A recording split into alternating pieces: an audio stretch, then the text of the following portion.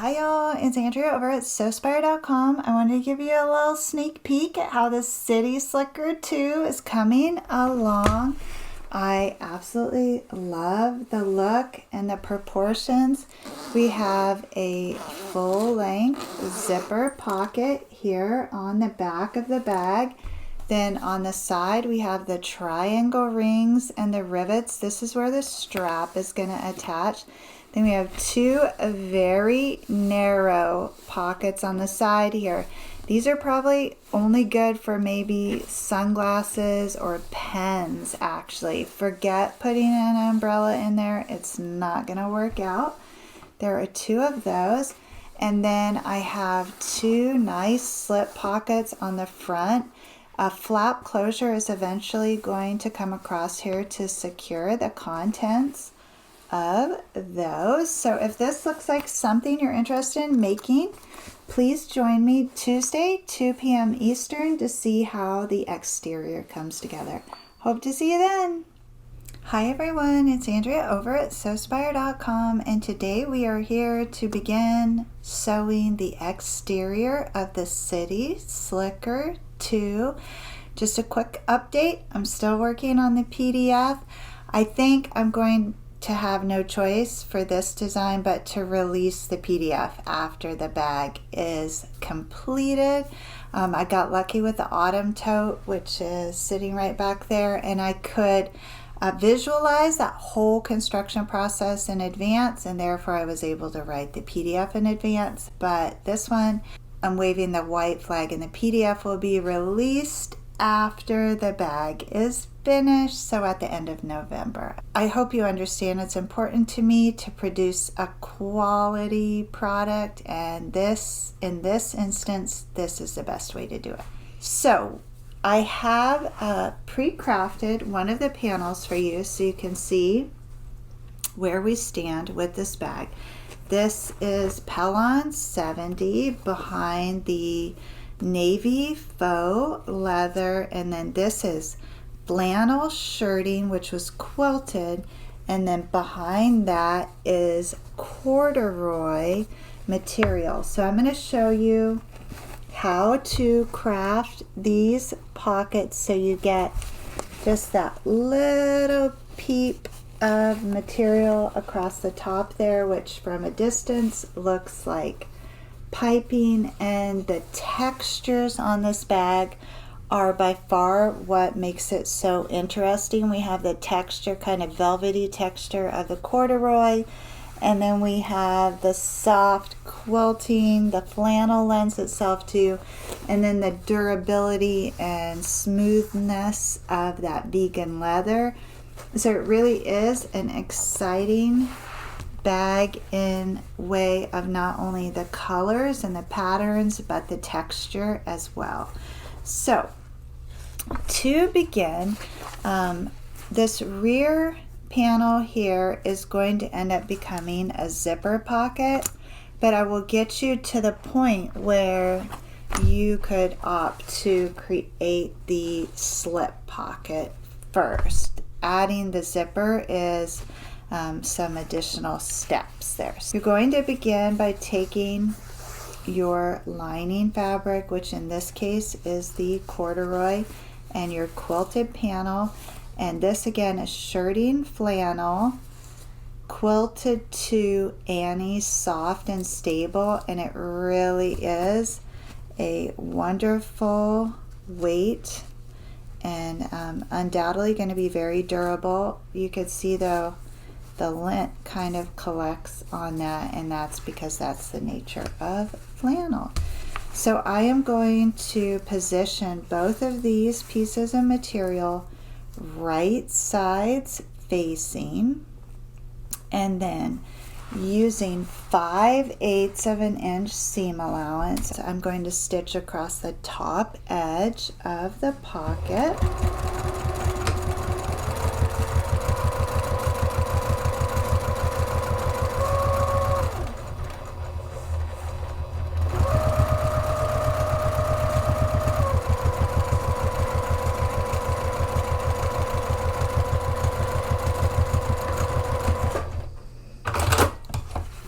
And And that results in a panel that when it's open, both right sides are facing out. And so I want to fold that corduroy over to the back side, and that seam allowance is going to be facing down towards the base of the pocket. And with these materials, pressing is not really necessary. You are just going to fold that fabric over so that the seam lays nice and flat towards the base, and this corduroy is just going to naturally peep up right over the top of that pocket, and it's just the perfect amount. So that's what it looks like on the side. All the seams are facing down, and you can clip that if you want, or just guide it with your hand. And so in this next step, you're aligning the right hand edge of the presser foot with the top of the flannel, and you're just going to run one row of stitching all the way across that.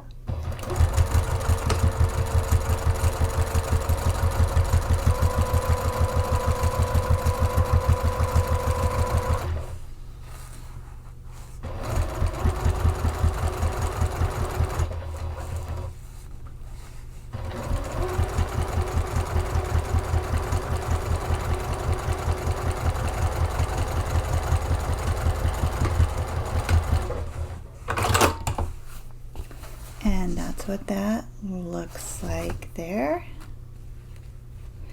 Once I get this bag crafted and it's not in process, I'll be able to get rid of all that lint. Okay, so that's what the pocket looks like with the corduroy on the back and one row of top stitching. Now, for the standard slip pocket, go ahead and add a second row of stitching, and then position that on your front panel with the base of the pocket aligned with the base of the panel and the sides aligned, and then just divide that right down the center, and you'll have a really nice two-way divided exterior pocket. For the side panels, you're going to construct those slip pockets in exactly the same way. Position the material right sides facing, use 5/8 of an inch to stitch across the top, fold that lining over so just a bit peeps out over the top, and then run 2 rows of stitching right across there to give you 2 side slip pockets and a front two-way divided pocket. Now we are working on the rear pocket, which again is going to have a full length zipper across that. So what I want to do next is take a slightly larger cut of zipper by the yard, and I am working with just a taupe natural color zipper and then the antique brass hardware.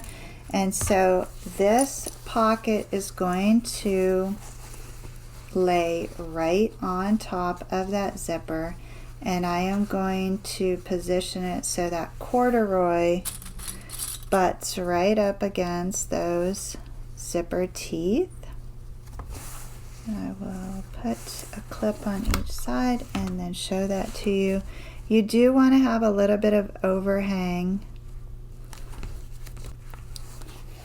And so you can see I just have those zipper teeth popping up right above the corduroy. And so this is where my second row of stitching is going to come in. And I want to make sure that I capture that zipper tape in that second row of stitching. So now what I'm going to do is carefully position this so that I add a second row of stitching right on top of that first row of stitching and secure this zipper.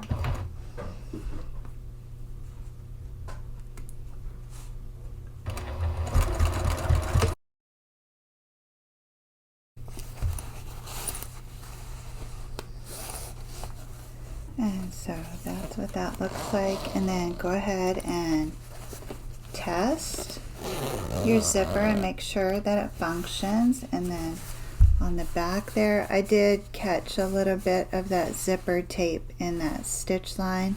I don't think I'm ever going to notice that because there's going to be trim on the top, but you might want to be mindful of that. So the zipper functions really nice like that.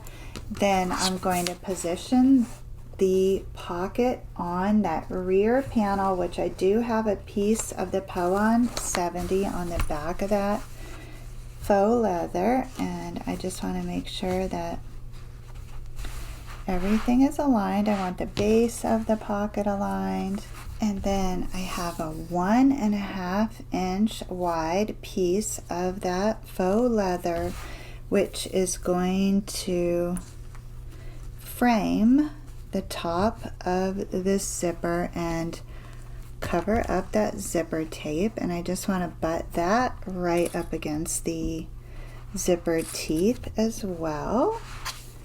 And then I'm going to stitch across there to secure the top of the zipper tape to the exterior panel.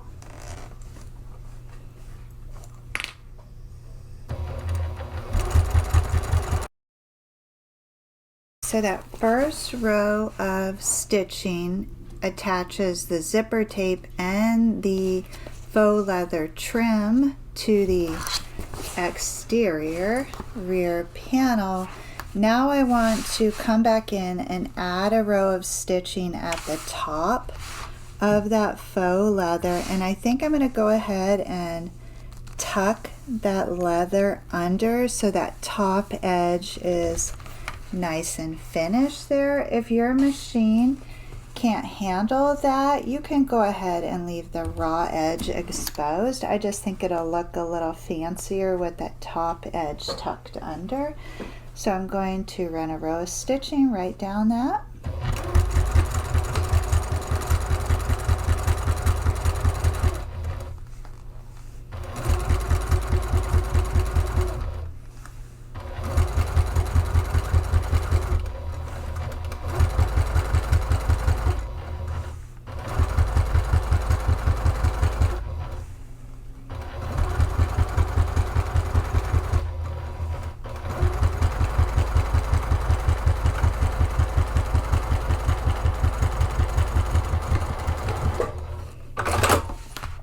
And that looks beautiful. And I just want to make sure that the zipper functions, and it does. Be careful, of course, not to zip your zipper right off the edge. So this is a really wonderful, gorgeous exterior. I hope you can see my vision for this bag. Okay, so now we need to start working on these side panels because they are going to have hardware attached to them that is going to support our strap. So I am working with a 1.5 inch piece of the faux leather, and that's 1.5 inches wide by 5 3/4 inches long, and this is a 1.5 inch opening here, and this is probably a 1/2 inch circle there, and this is where the swivel fob will attach. And so I want to thread that faux leather on there and align those edges, and then I'm just going to stitch a box around this so that it stays together. And I'll show you what that looks like once it's installed. So initially I'm stitching the box around it, then I'm going to position it on the material and stitch 2 rows of stitching to hold it in place and install 2 rivets. But this is open there, it is not attached to the side panel. So first stitch your little box.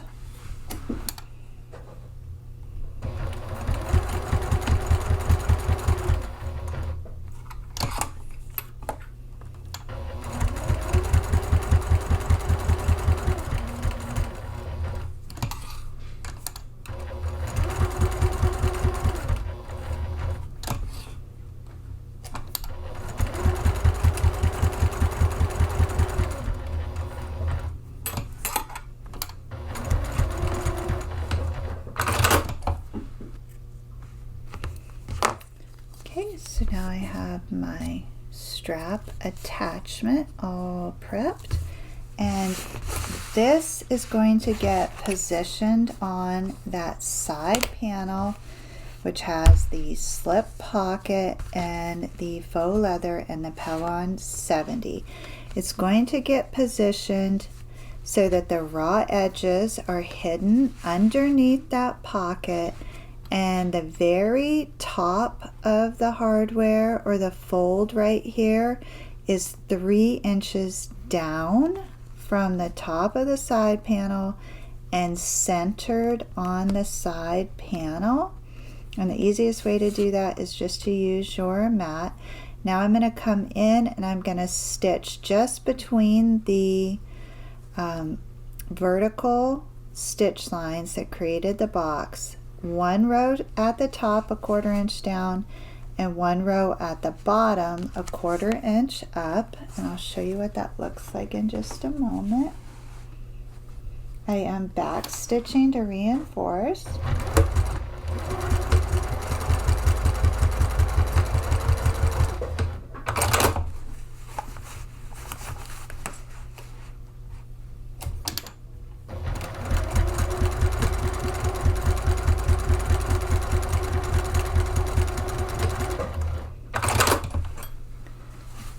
Okay, so that is attached to the panel with 2 rows of stitching, but you can definitely slip your finger through there. So I just want to mark where I want to punch the hole for the rivets, and they're just right below that 2nd row of stitching there. And I'll bring over my hand press so you can see how to do that. So I have the hole attachment and then just a solid plate there, and I just position that right on top of all of those layers and poke out where I put those 2 little dots. And this works so well, it just pokes right through all of the fabric. And that's multiple layers, you can see, and it went through with very little effort. Then I need to switch out these attachments and put in the attachment that goes with the 8mm rivets that I am using.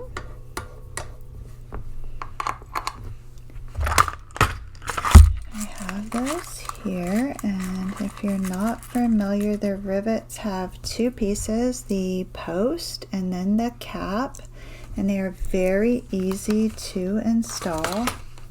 I put the post through the top and then the cap on the back, and it just snaps right in place. I'll try and give you a different angle on that with this one so you can see. So the post goes right through the top, and then the cap just goes right on the back. No problem. And now they're kind of free floating there. They still look really nice just like this, but they wouldn't function very well unless they're pressed together. So they would just be purely cosmetic if you didn't press them together. So I just position that right on there, push down, and voila, my rivets are attached, and that adds extra stability to that strap hardware. And so now I have my 2 side panels prepped with the slip pockets, the triangle rings, and the 2 rivets on each of the strap connectors. And then that's what it looks like at that end. That won't fray, but you're not going to see it when the bag is on the body. You might only notice it if you were looking inside the pocket, which these pockets are going to sit very snug against the bag, so I doubt that anyone is going to be noticing that.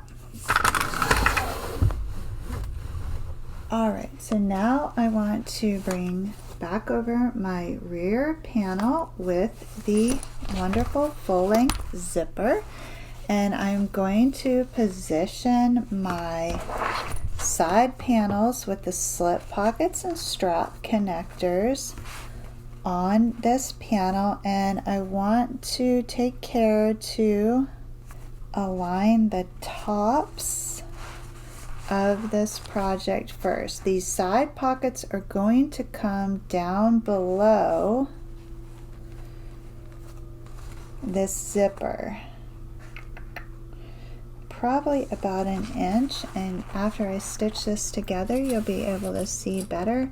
But for me, I really try to get these side pockets positioned at the same point on the bag because it becomes more obvious if they're not aligned after the bag is stitched. So I am going to be focusing on aligning the top panels first, and then getting that spacing that I want between the zipper pocket and the side pocket. And now I am getting into a lot of layers at the bottom of this. So I really hope that the Juki can handle this. When I show you this, I don't know, I kind of have my doubts looking at this, I really do.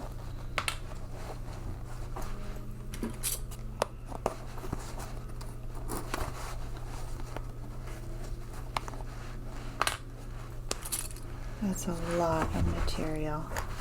Okay, can you see? Whoa, that's a lot going on. I don't know. Before I attempt this miraculous feat, I want to try to verify that my pockets are nicely positioned. Okay, I am definitely going to be using 5/8 of an inch seam allowance for this. I want to make sure I have lots of space to capture all these layers. I'm just going to go really slow and hope for the best.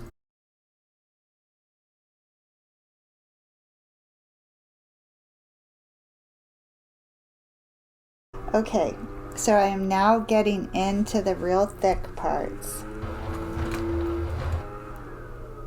And the darn thread came undone. Okay, so I'm going to have to pop this off of there and rethread. Alright, I'm going to get that back up under there, and I'm going to go ahead and back stitch a bit to reinforce and then continue on really slowly.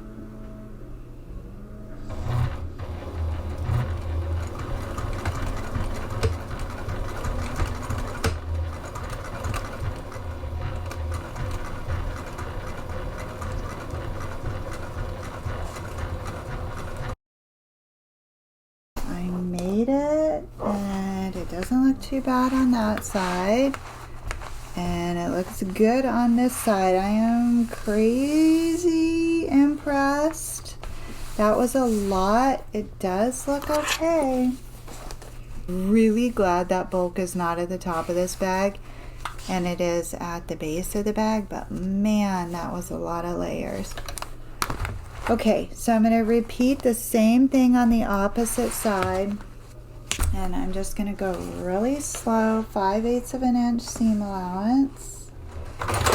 Wow, gosh. You have to remember to breathe when you're sewing that many layers. I don't know that I took a breath. Oof.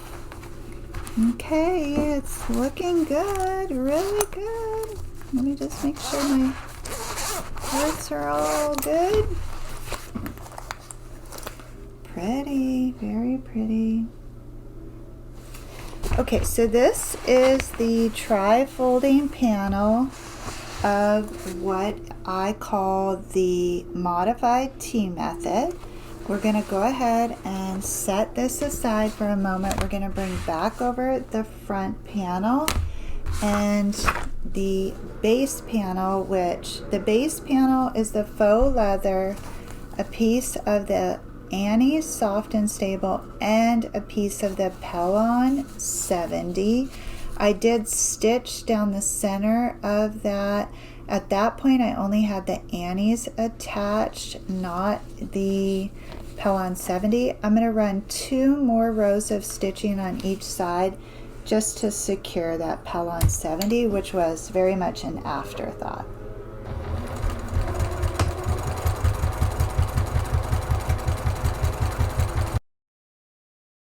And that's what that looks like. Just adds a nice detail to the center base of this bag. If you wanted to add bag feet, now would be a great time to do that. I don't think that I want bag feet on this particular bag, so I'm going to move forward by positioning that base panel along the base of the front panel. And again, I have an awful lot of layers here, not quite as many as we just sewed through because I don't have a pocket on the base, but it's still pretty thick. If you have concerns about your machine, use quilt batting to quilt the flannel and not the soft and stable, and that should help you out. Okay, I am going to again use 5/8 of an inch seam allowance and give this a go.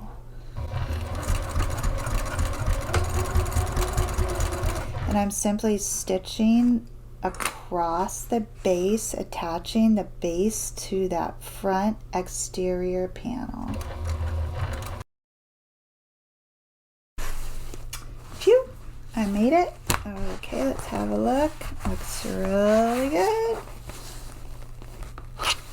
Now I definitely want to come through and trim all of these seams back to probably 1/4 inch. And that's a lot to cut through. It really is. You're going to want to have some good scissors.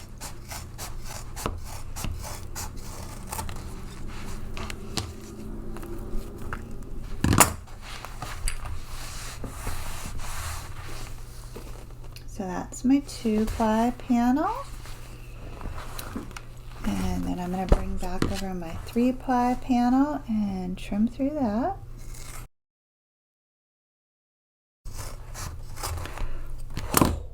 My hand is tired after doing that. Oh, holy smokes. Okay. There is my tri-folding panel. Now I'm going to position this on the table, right side up. I'm going to bring over that double panel with the base and position it on that tri-folding panel, right sides facing, and I'm going to center that base on here. I'm going to hold this up for you in just a moment. Okay, so that's what this looks like. I have the base panel right here centered on the base of that tri-folding panel, and now I'm going to stitch from seam to seam. So I got to get all this up on there over that big thick seam. That's going to be a trick. There we go. Then you're going to have to like back it in to about 5/8 inch there and try to get it right up on that seam. You're going to start at the seam and stitch all the way to the opposite seam. Now that I am working with all of these layers, I do not recommend you attempt these layers if you do not have a heavy duty machine. Definitely go with quilt batting and Pellon 808. Okay, wish me luck.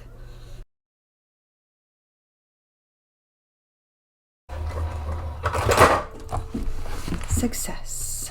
Okay. Nice, very pretty. Now you have something that looks like a large T, hence the T method. Okay, and it is really pretty, and it's definitely super stable, but this is a lot of layers. Okay, now I'm going to come in and I'm going to angle this just a smidge so that I can trim up that seam that I just made.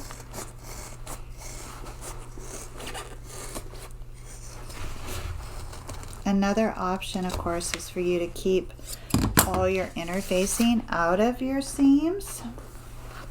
Okay, it's looking really good. Now the next step is to join the base of the side with the side of the base, and just work one at a time. Try and keep those nice and straight. That's what that looks like. And again, you're stitching seam to seam. Try not to over sew that seam. Whew. All right, that was dicey, but it did work. Okay, now for the second side. All right, this bag is actually hard work. It's physically demanding to sew through this much stuff. Okay, it looks good. Now I just definitely want to trim back all this excess.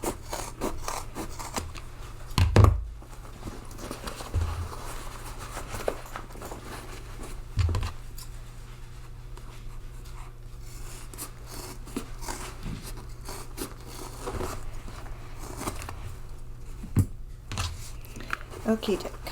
Now I have what is called the stage, or the stage is set. And the next step in this process is to raise up that front panel and join these sides. So when you are raising up your sides, again, you're going to be taking into account where the tops of those pockets are falling, and this is probably going to be the most challenging part of this, because now I have so many layers to work with, and I want to maintain the integrity of those pockets. So clip well.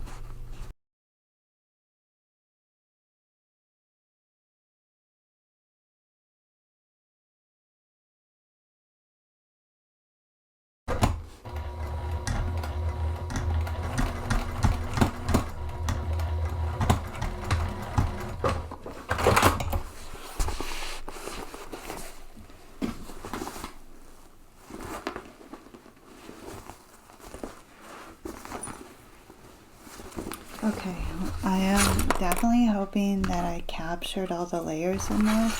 I'm going to go ahead and trim up the seam allowance on this side. I already trimmed the opposite side. And now I'm going to very carefully turn this around and hopefully not pull out the side seams.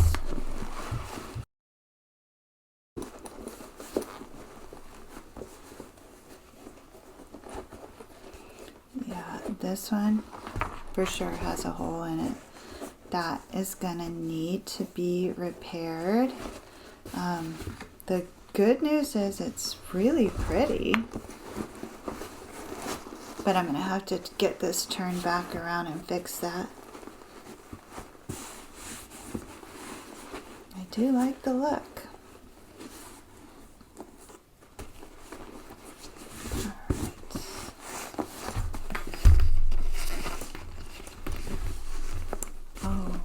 Gorgeous. Okay, so I want to go ahead and show you all what this is going to look like. I'm going to go back in here. This stitching didn't hold. I was having trouble with the bobbin. I actually think I have bent the needle, so I'm going to change the needle, start fresh with a 90-14 and make that repair there. But the bag is beautiful. The proportions are ideal. So in that respect, I'm super satisfied with the look. It's going to be very pretty, and remember, we're going to have a flap closure on this. It's obviously massively stable, stands on its own, but again, this is not for the faint of heart. That was a major undertaking to get all that in there.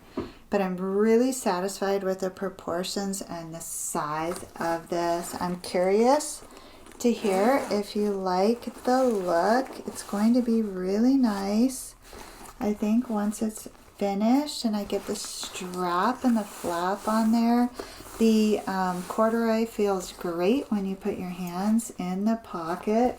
So let me give you some preliminary measurements on this. It will end up being shorter because we're going to turn that top edge over. But right now I'm coming in at about 13. So in the end, it'll probably be about 12 inches tall. And then across the base there, we're right at about 10.5. And then depth wise, we're coming in close to 4 inches. So hopefully holding this against my body here gives you an idea of the proportions. It will be a nice size crossbody bag, but this is not a sew for the beginner or anyone with less than a heavy duty machine.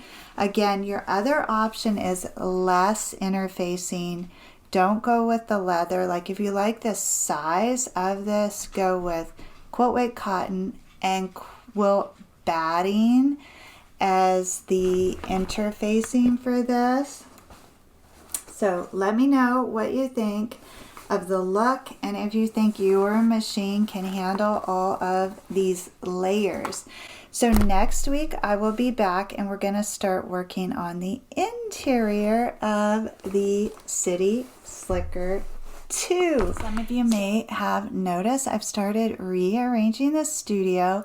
We are going to take a look at how that's coming together on Friday. If you join me for my inspirational vlog, I am going to talk to you about how to assign function to your creative space so that when you do get it all arranged, it actually meets your needs.